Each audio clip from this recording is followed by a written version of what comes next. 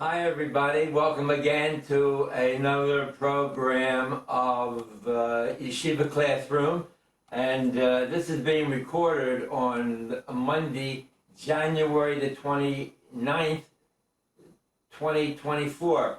And what we want to talk about today are some of the highlights of the second book of the Torah, Exodus, Shemos. And there are some sticky points in there that I like to address.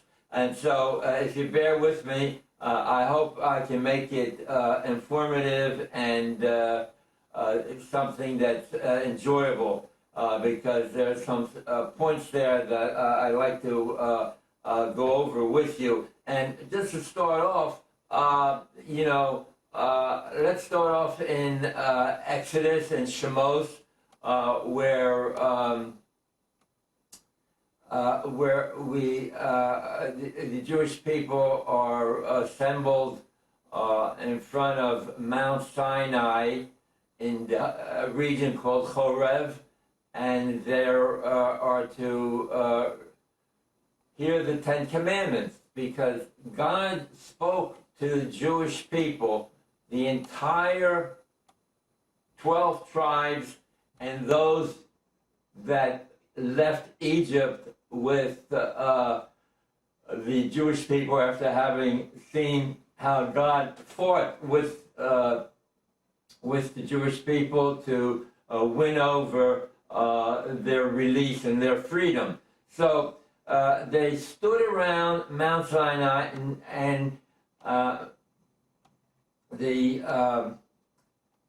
second commandment after the first was, I am the Lord your God who brought you out of the land of Egypt.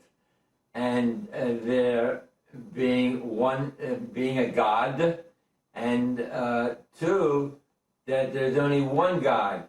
And the people heard this sound emanating from Mount Sinai, and the environment and ambience of the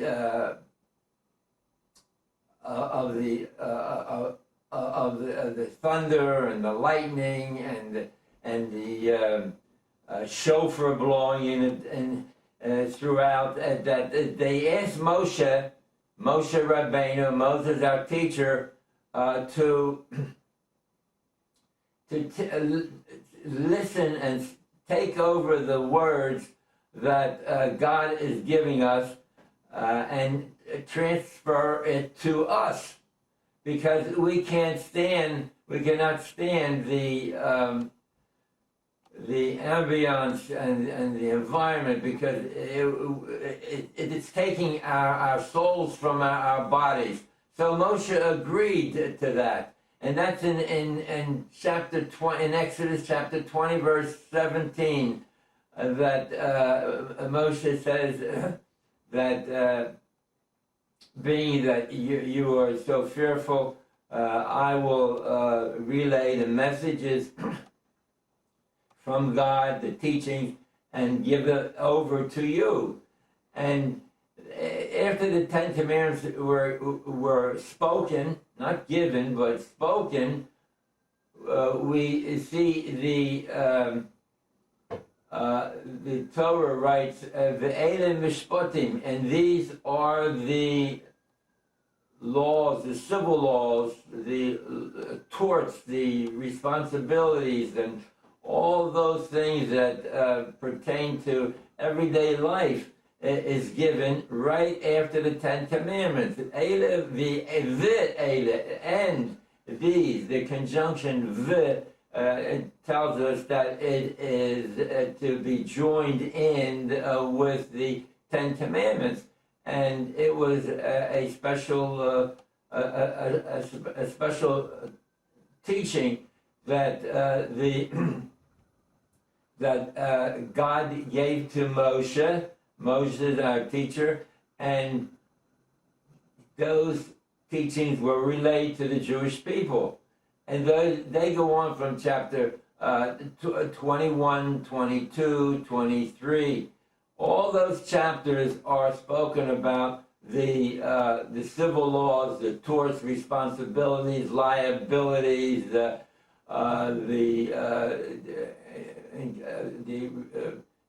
things that you have to do in certain situations, and it was a good it was a good episode, a feeling where the where the people listened to Moses, and if Moses had a problem, he would go to God, and it was back and forth, a give and take of all the possibilities to learn out, and the people were happy, and God was happy, because we see in chapter 24 in Exodus, very important, that that God saw that the people were happy, they enjoyed learning and practicing the teachings of the Torah, and God told Moses to write these, to say these words to the people, all the teachings that he taught up to this date, which is from Genesis all the way up to chapter 23 in Exodus, and say these words to the people, which he did, and the people said, "Nasa, we will do. Not any questions, we will do." So God said to Moses, "Write these words in a book," and it's all in chapter 24. And the book is called Sefer HaBris, the book of the covenant. And he wrote it in a book, and God told him to say these words, read these words to the people, which he did. And the people answered, "Na'aseh v'nishma," we will do and we will learn. So it's a task that the Jewish people want to live by, and God was happy to that. And as a result, very important, again, read chapter 24 in Exodus, and as a result, God and Moses, at his direction, made the youth, the young men of the different tribes, offered offerings and peace offerings and feast offerings, and they slaughtered them and broiled them and served them, and drank together with Hashem, drank together with the vision of Hashem together. They were so happy. Read 24. Don't skip over it, and listen to how I read it. That God was so happy with the instructions and that they are doing and following, that the vision, a vision of God also was present, and they ate and drank together. What a happy occasion this was. And you know, Isaiah sums it up. He says over there, he says, "The Spirit I put upon you, and the words that I put in your mouth shall not depart from you, your children, your children's children, your children's children's children." We say that every day in Avodas Yom. And that spirit we maintain and we keep today, because, you know, the social scientists want to wonder how we are able to maintain Judaism after being kicked out of from all these different countries. And the answer is because we have that special spirit on us, that wherever we go, there will be those people that have a greater amount of that spirit will set up a learning center, a teaching center. So again, chapter 24 in Exodus, right? Chapter 24 Exodus, and you'll see the party and the happiness in which the people and God are being together with. And what happens at the end of that chapter, it says, now you'll go up to the mountain for 40 days and 40 nights. Again, very important. Look at the last sentence in chapter 24.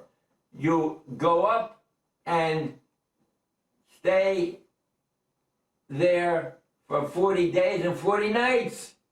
And why? What's so important about that? Because God is so happy that he says, chapter 25, right? Chapter 25, verse 8, make for me a mishkan, a tabernacle, so that I may dwell in your midst. Make for me a mishkan, so that I can dwell in your midst. After having experienced his people, his chosen people, to carry out his dictates on how to have a happy life, he wants to be with them continuously. And that's what happened.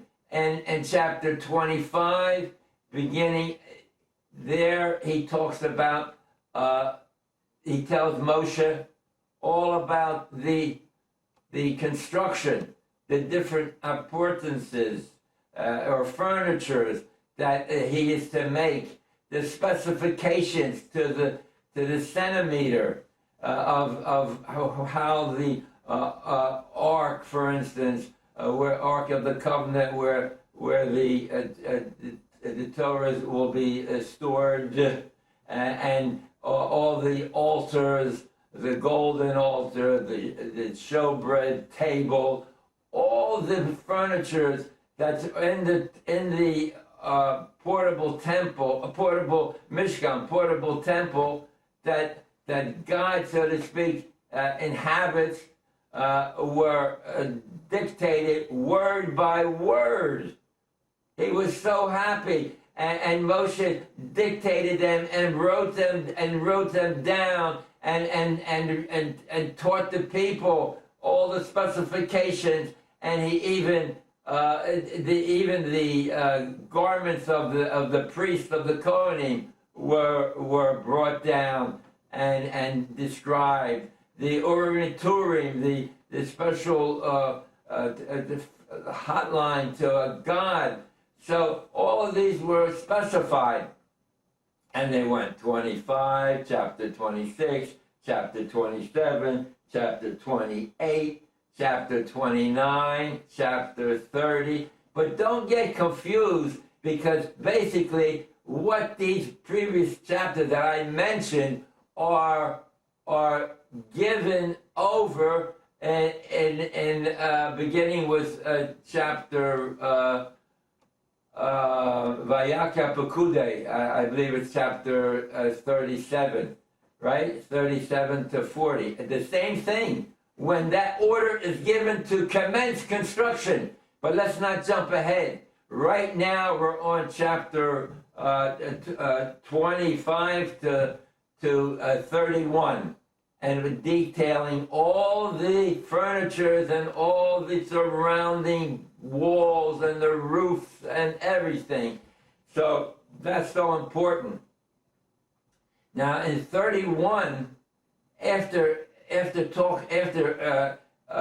appointing Batzalel ben Uri and Oholiab ben Achisamach, his assistant, as a general contractors, they do a specific work, and to delegate to those former slaves who learned trades at their enslavement in Egypt, all those 210 years. So here we are, and the 40 days are approaching to the end. The end of the 40 days are coming up. And remember, chapter 24 says, stay up on, I will teach you the Torah for 40 days and 40 nights by yourself. No other person is there to think that, well, we heard it differently. Only Moshe got the information. And that's what he received. And what he did with that was to give it over. But before coming down, with all the construction, all the holy construction that was taking place, God put into the last few sentences of the chapter 31 that the gift of Shabbos trumps all the previous construction. When there is construction and the Shabbos is there, we stop construction and observe the holy gift of the Shabbos. And that's what it says, 31:13, that it is a sign. The Shabbos is a sign, God says. The Shabbos is a sign between me and you and your future generations, that on that day you will be holy. You will strive for perfection, because that's what holy means. And then 31:17, right? 31:17 says that on 6 days you should work, but on the 7th day you should cease and be refreshed. And this also is a sign that throughout your generations that you are to observe the Sabbath, and it even trumps the holy teachings of God's, so to speak, presence in this world. So that is significant. But now is another sticky point, very, very interesting, very interesting, because the people down below, the Jewish people, recently free from slavery, are wondering, where is Moshe? Because number one, they calculated the time of his return much earlier, and they were fearful. There was the slave mentality. And so what they did was making an oracle, a calf, so as to, an oracle is a place where different teachings are, in this case, are brought down, hopefully from a God, and teach the people what God wants us to do, because Moshe is not there. He only went up with the clothes on his back, without food or drink. And in other places it says he was there for 40 days and 40 nights without any food or water. So what happened? Moshe and God calculated the 40 days is up, but the people down below said the 40 days had expired, and they built a calf, an oracle to receive instructions, they thought. Now, God told Moses, this is a stiff-necked people, that they have transgressed. I want to wipe them out from the earth, and I want to make a new nation out of you, Moses, because I know you. And God and Moses said to God, if you wipe out the people, then erase me from your book. If you wipe out these people, then erase me from your book. And this is to show the love test that Moses had for his people. So God said, this is in chapter 32. So God said, I will take this transgression into account when I make my final determination. I will take this transgression when I take it into account when I make my final accounting. So it's like, this is like the next world. The soul world. The soul returns to God who gave it. So this is what God said. And Moses told the people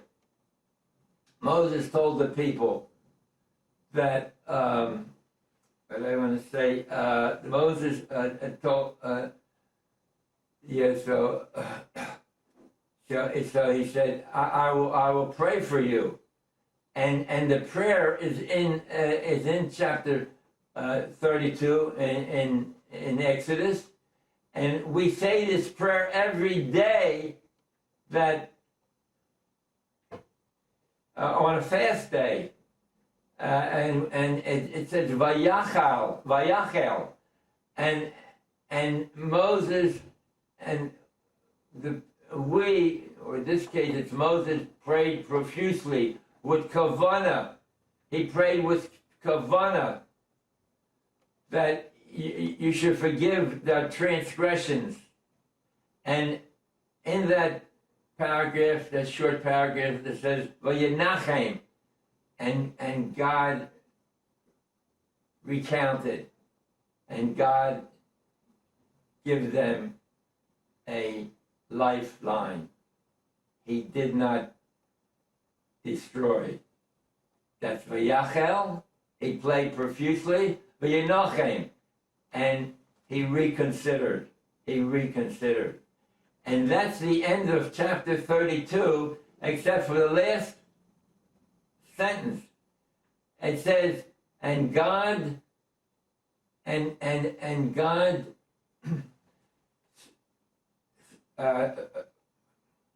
stricken the people with a plague. Now you say, how could God stricken the people with a plague if the Levium made a trial and executed over approximately 3,000 transgressors?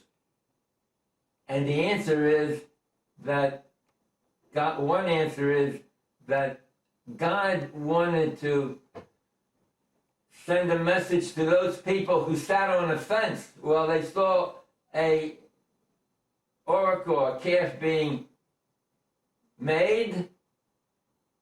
They didn't do anything. And that's what we have to learn out today. We just can't sit on a fence when our brothers and sisters are in danger and fighting for their lives and fighting for the country and fighting for the teachings of Torah. We have to take involvement. And my son, he's in West Orange. He went Erev Shabbos to make a demonstration, a counter demonstration against the Palestinians, so-called, which that term was not invented only until in 1964 when Russia called that place Palestine. But anyway, so that's what he gave them a plague for those that are sitting on a fence. So we out there have to get to make a stand and tell us tell all that how important it is to keep the Torah and observe the commandments and the belief in one God, and not just sit on a fence and watch the proceedings, but become active, because we all have the Spirit of God in us, because that's why we were created with the Spirit of God. So again, the end of chapter 32, and he gave the charge to the people that who is for God come with me, and the entire tribe of Levi, there were others, but the entire tribe of Levi took the forefront and found out the traitors and had them summarily executed. So that's in chapter 32. Now, the people felt bad. So now we're going into Exodus chapter 33. And God said, separate yourself from these people. And the people saw from a distance as God, in the form of a pillar of cloud. You can look it up in chapter 33. Stood in front of the Ohel Moed, the tent of the meeting, and telling Moshe that he should proceed, because I made a covenant with the forefathers, Abraham, Isaac, and Jacob, who were so righteous, and Exodus, Bereshit 26:5, who determined the oral Torah by observation, rationalization, and Ruach HaKodesh. So the people stood a distance, and God told them to go on and give and take over the land that I promised you, because it won't be ready to the fourth generation of you all, because the sin of the Amori is not complete. They were a very evil person. They offered human sacrifices, and when their time comes, they will be driven out. And that's what God told Moses, to lead the people to the promised land, to continue the journey. And Moses said to God, we will do so, but I want to make sure that the status quo remains, and that is that you personally will guide us and be in front of us when we make the journey. But God has said before that my presence will make it difficult for you, because I will many times make horrific punishments if you transgress. But Moses insisted, and God acquiesced. And then the other thing is that he said that we will be, your people, the Jewish people, will be distinct from any other group that will arise, and God acquiesced to that in 33:19.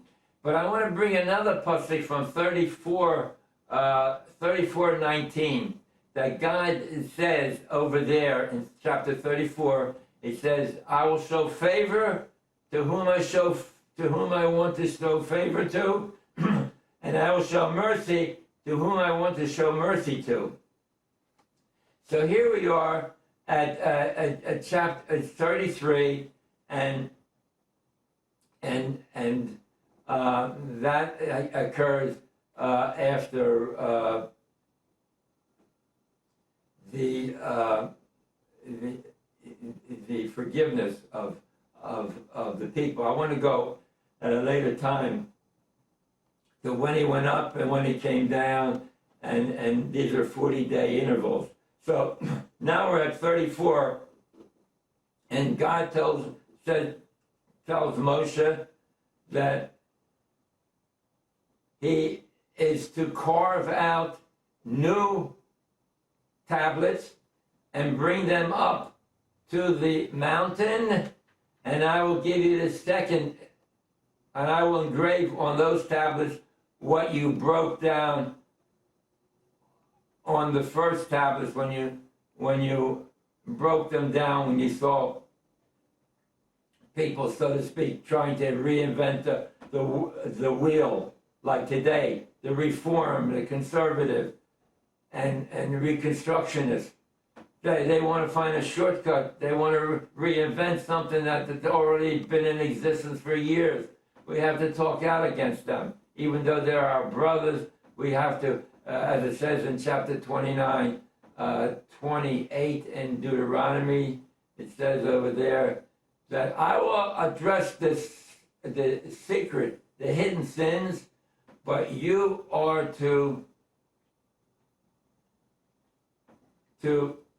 you and your son are to show the Torah to the people, to teach the people. And that's what we're trying to do over here. And we're trying to do you all, to incorporate you all to tell people to tune in to this program, which is tape number 473. I didn't like tape 472 because I was too drawn out and whatever. So I'm putting this 473 up now so that hopefully it'll come over across in an instructive and a pleasant way. So you have to tell your friends, tune in for 5 minutes of tape number 473. So where are we now? We're at chapter 34, and 34, Moses went up again with the tablets, and it reads 34:23, and he reviewed the Torah with God, the teachings, and the commandments. I think it's 34:23. And then he called out, Ad Hashem kel rachum v'chanun, erech apayim, rav chesed v'emes, noser chesed alofin, noser ovon, v'ofeshe v'chato v'nakeh, lo yinakeh. And in English it is, whenever we're in trouble, we always should repeat, say out loud, God's kindness that he wants us to remind us of. And that is, Ad Hashem. God is the same before you transmit a sin and even after you transmit a sin. Hashem, Kel, powerful, Rachum, merciful, Rachum v'chanun, merciful and pity. Kel rachum v'chanun, erech apayim, slow to anger, erech rav chesed, and much kindness, nosher chesed, preserver of kindness to the thousands of generations, nosher chesed alofin, nosei ovon, forgiver of all kinds of transgressions, whether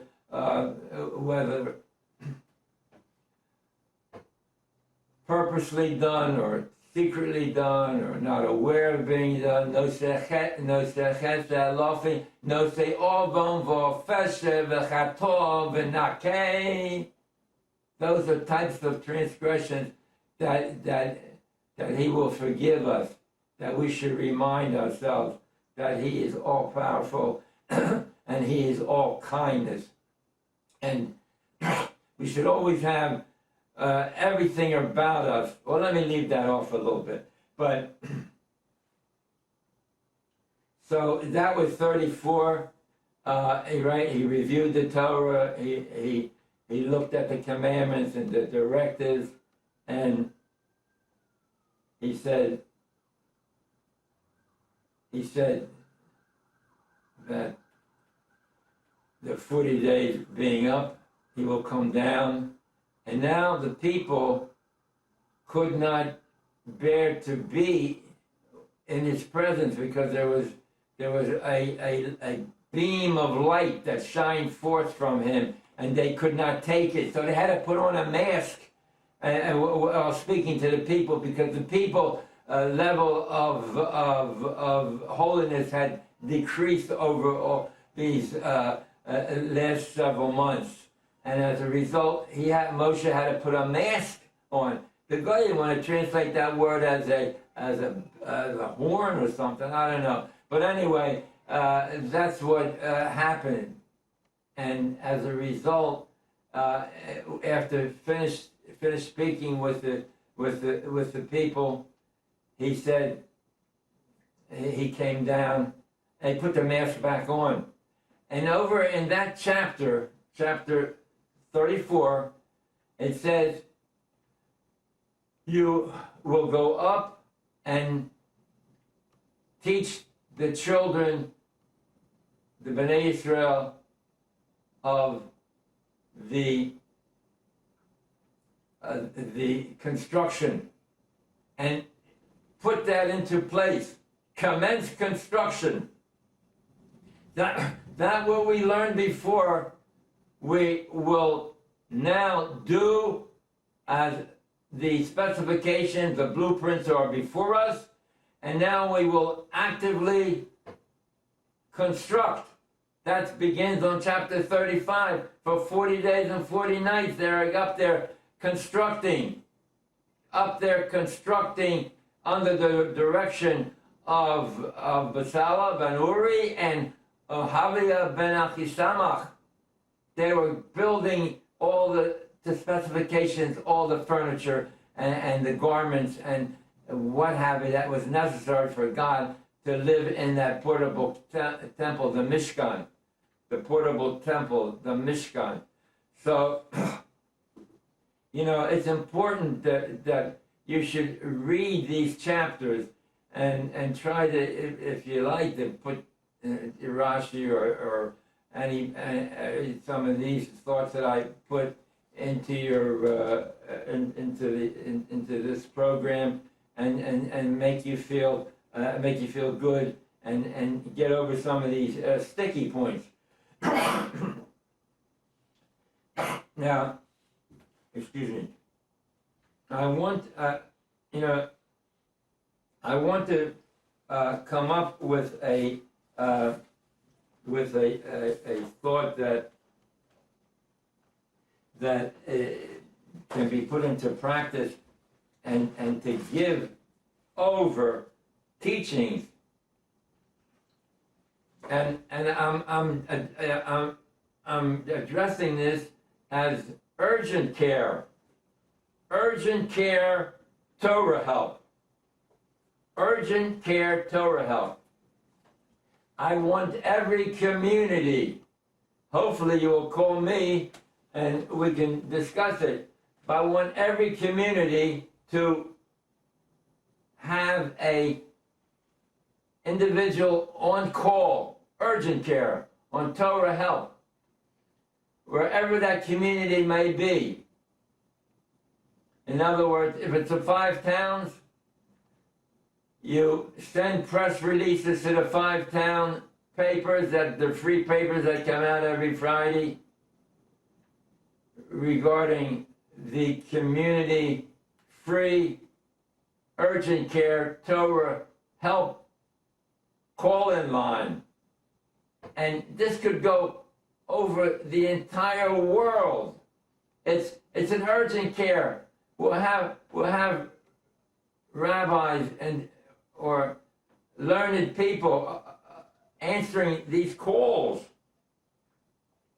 and to give you instruction and to lead you onto a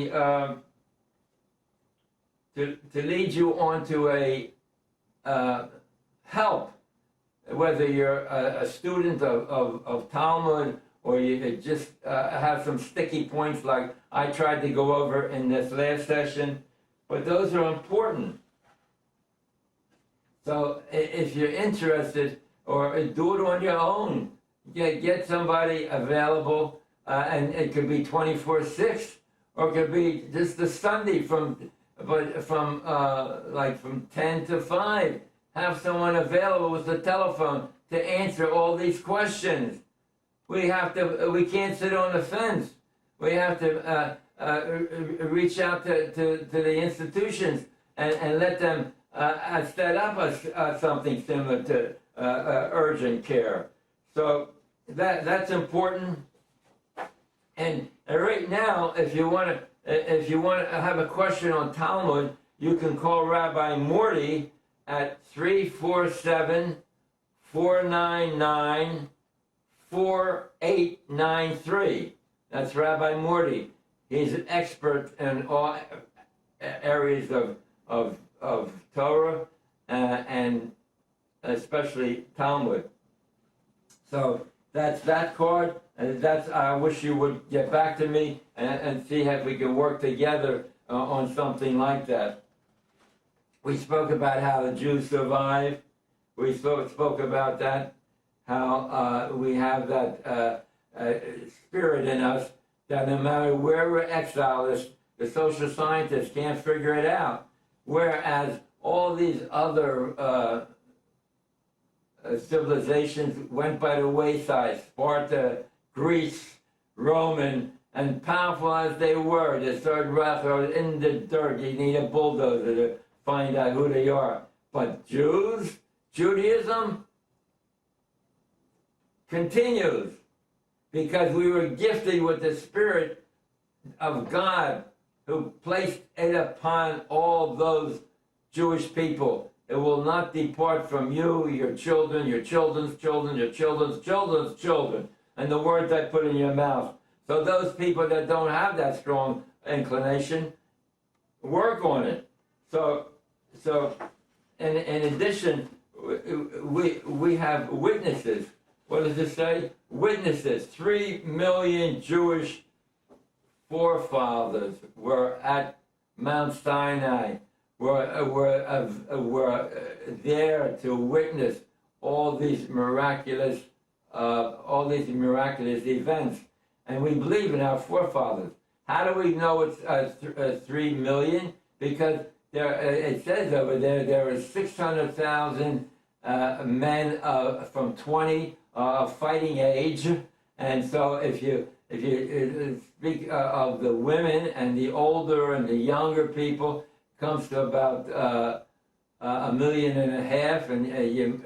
and you times that by 2 for the women, so you have 3 million witnesses, and we believe our Jewish forefathers, in addition to the spirit that God put upon us.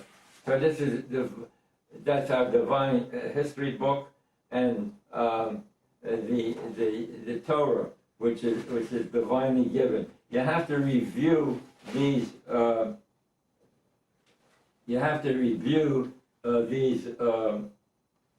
This tape. I think it's important. A lot of parts of it. So I want to say, the beginning of any manifestation of God's presence is a glory to God. Well, what does God need glory? Now it makes us aware. It makes us more aware that there's a God when we cry out to Him. When the manna comes down, a daily supply of manna, no more. You had to come out the next day to receive that daily portion. So we cry out to God when there's suffering or on happy times. We cry out to Him. And that is so important. Become manifestations of God's glory. Daily we cry out for our food, just like they did in the desert, and when they received the manna, and when they came out from when they came out of Egypt, God did a miracle for them. He opened up the Sea of Reeds, R-E-E-D-S. The people passed through, and they continued on after the Egyptians who followed them were annihilated, and their bodies washed up on the shore, so that the Jews believed that God was fighting for them. And shortly thereafter, on a journey, they only had bitter water, and God told them to throw a tree into it, and it became sweet. They had no. A short distance later, they had no food. The provisions had worn out, so God brought down manna from heaven. And a short distance later, on a journey to Sinai and the Torah, they had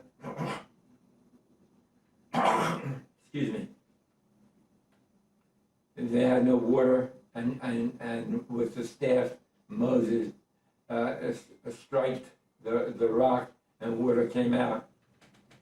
So they see that now they cut a new covenant. No longer are they slaves, but their master now is God.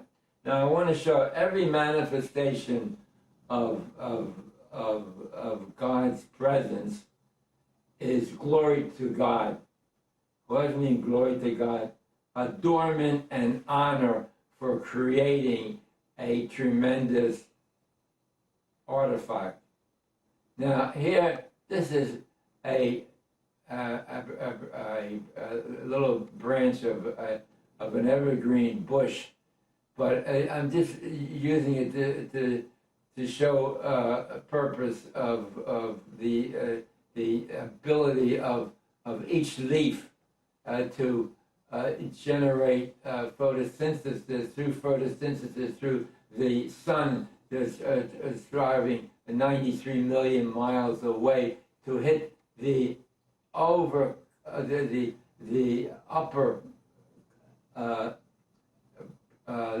cover of the leaf, where it is dark green, as opposed to the underside, which is pale green, because that's where photosynthesis takes place, and light and minerals from the tree come together and produce leaves and fruit. And it's interesting to note, I'm sure many of you don't understand this, why is it that most plants, when you put them in the window, the leaves will turn to the sun? You hear the question? Do you know the answer? Why most leaves, when you put on a windowsill, a plant that you put on the windowsill, they'll turn to the sun.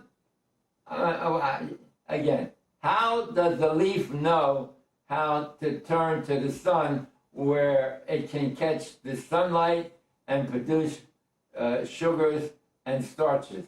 How do we know that? That's the question. How do we know that? So the answer is that each leaf has a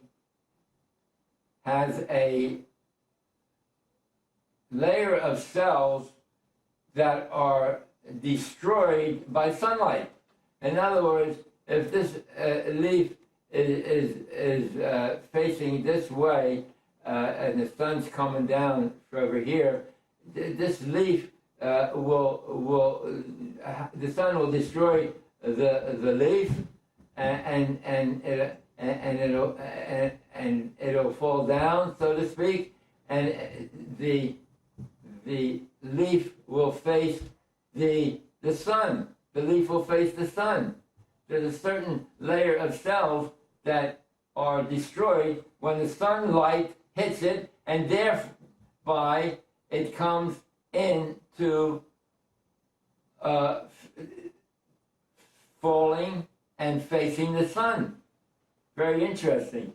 So the branch has such knowledge that it's able to produce leaves, and at certain times it's able to produce fruits. Now this is not an apple branch, tree from an apple branch, but here's an apple, and you see this stem is where the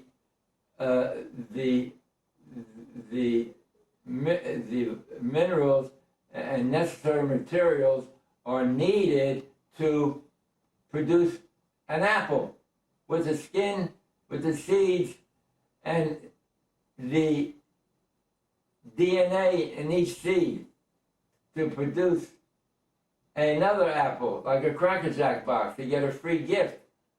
So it's also interesting to note that this stem has an excision layer right here.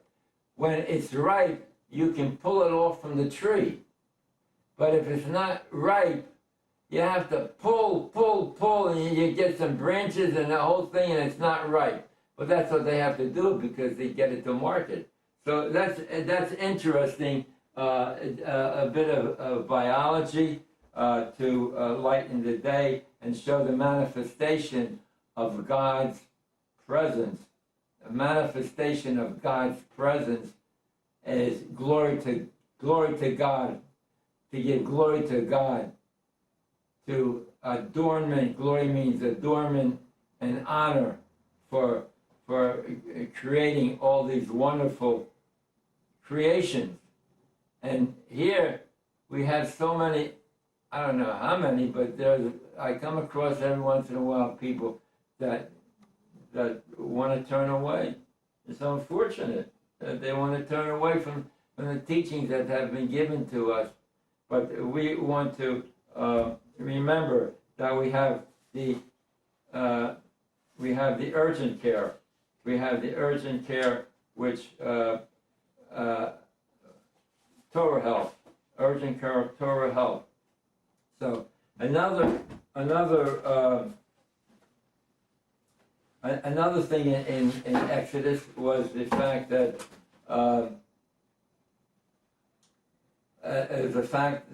the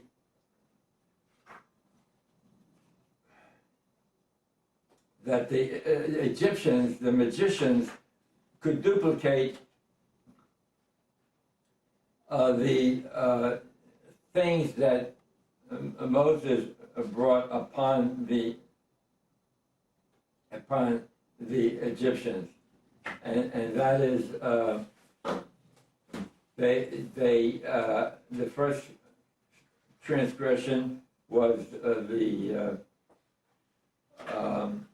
water turning to blood, and they might have been able to produce a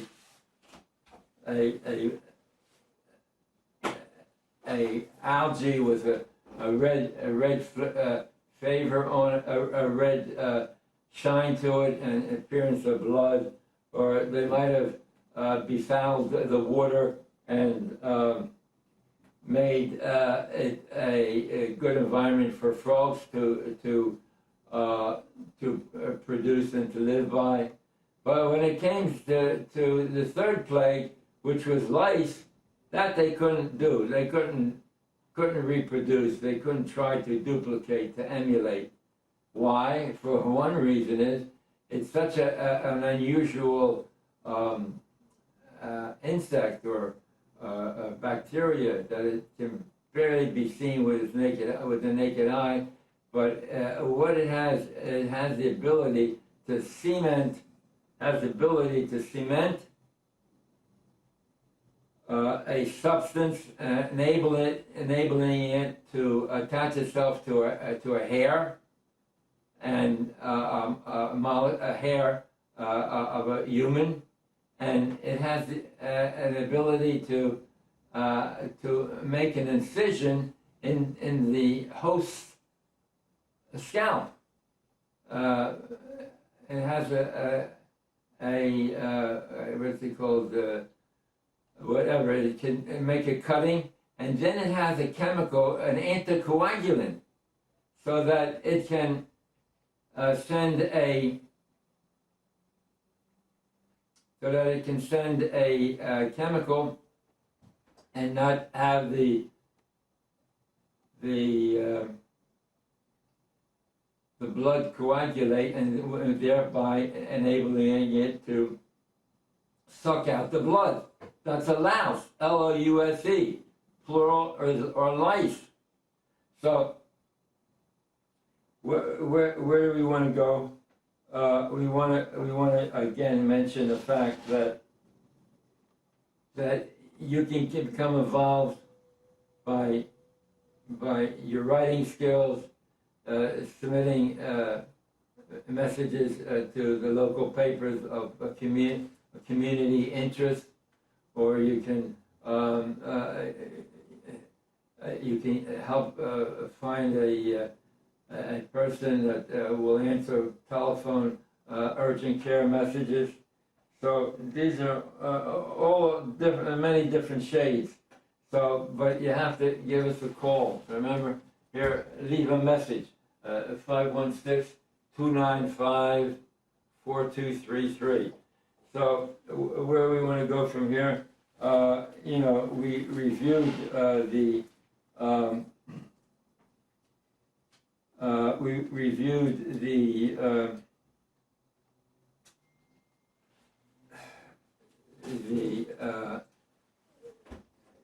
times when Moshe went up to the mountain, and so it was on the 7th of Sivan, which is Shavuos. 7th of Sivan is Shavuos, and he stayed there for 40 days. 7th of Sivan to 7th of Tammuz is 30, and another 10 more days gave it to the made it 40 days, which was the end of Tammuz. Now let me backtrack a little bit again.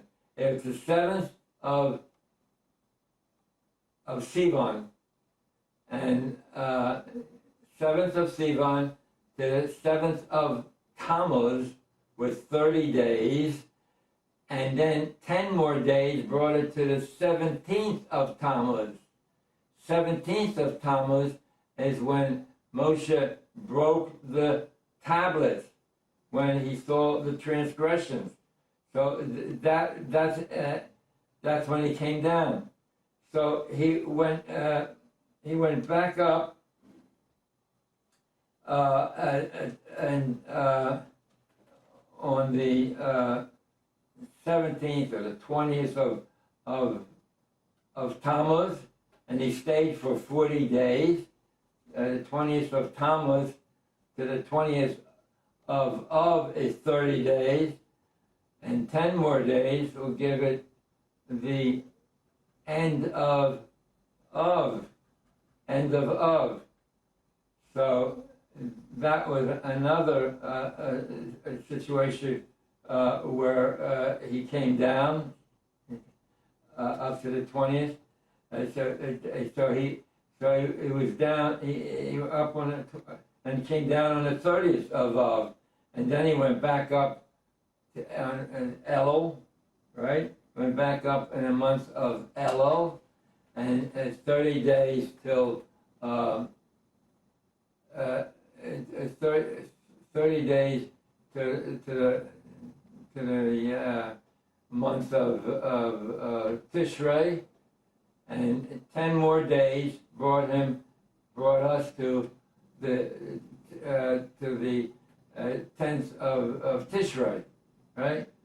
El Tishrei, and that's when all the people were forgiven, because the 10th of Tishrei is the Yom Kippur, when God forgives us, when we are sincere about asking for forgiveness. This session of 472, which I didn't like because it was too drawn out, but left you with a question on the Talmud. It's saying why.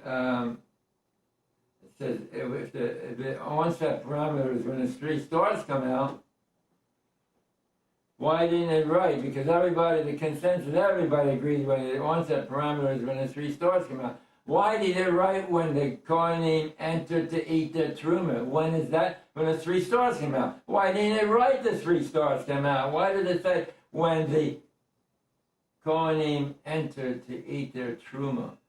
And the answer is that the Talmud says it's to learn other things by the way. It's to learn other things by the way. But the Tomei, the Kohanim, where were they doing there? You had to go wait at the end of the day where the 3 stars come out. They came mikveh. They went, and then they were spiritually cleaned, so to speak. And then we learned about truma. What is truma? That the portion that goes to the kohen, right? The 2% goes to the kohen, and we learn about Meiser, 10%. We of our earnings we give to the Levium, and then another 10% we give to the poor people. Or every other year we make a journey to the Holy Temple, Olo Regel. So those are all important miracles, learning, and to involve ourselves, and also give. Yeah. So I have a few things also to give over, but the people say the Holocaust. It's a very ticklish subject, and no one wants to give a reason for it. But one reason is that the Holocaust was that period in the 30s and the 40s, were when the greatest defection of Jewish people occurred, and God saw that so many people will defect from their original roots that He says, let me take them all together at once, and they all get the next world, the Olam Haba, and to be kind to the soul, because that's what we're living for, to produce a soul that is one that strives for holiness or perfection, and so as to get a good seat, a good mark, because the soul return 2:7 in Genesis, God breathed into the soul of man, and there's also evil inclination. He came with it, because these evil inclinations, embankments, if we're able to overcome them, we'll get a very, very big mark, a very big mark towards our demise. So we have to remember that everything is from God, and what the Hillel said, if I am not for myself, who will be for me? And if I am only for myself, what am I? If not now, when? If not now, when? Let's get this urgent care Torah helpline in action. Give me a call, and let's see if we can work out something that could go all over the country.